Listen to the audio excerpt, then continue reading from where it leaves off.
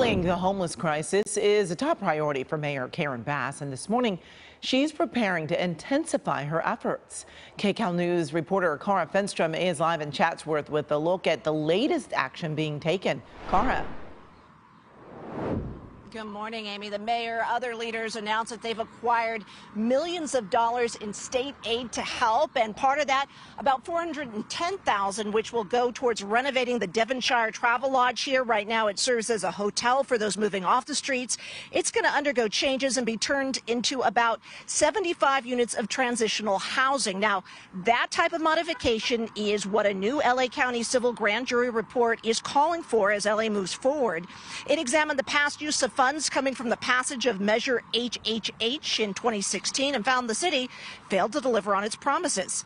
HHH provided $1.2 billion for what was supposed to be 10,000 units of housing. At this point, about 8,500 units are on the books. Only 28% of those are livable, though, and it's been almost 7 years since that measure passed.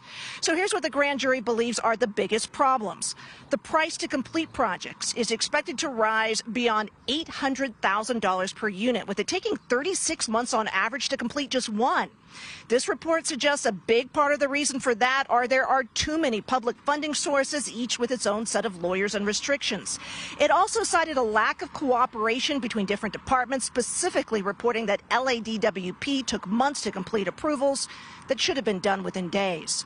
The report also encouraged finding ways to privatize funding, saying private organizations can cut through red tape easier, and it encouraged making use of vacant city property and supporting more projects like using like Project Home Key, which takes over old motels like this one, and it called for more tiny homes and that they be reclassified and used not just as temporary but more permanent housing.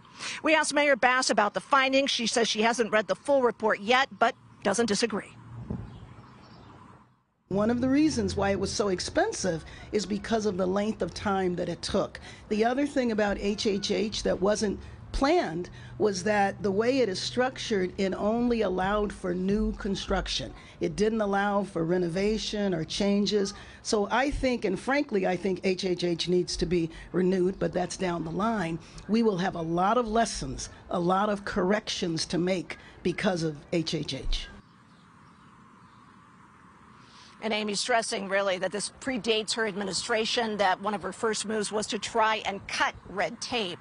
So she's hoping folks will take a look at this and see what can be done differently as we move forward. Back to you. All right, Cara, thank you for that.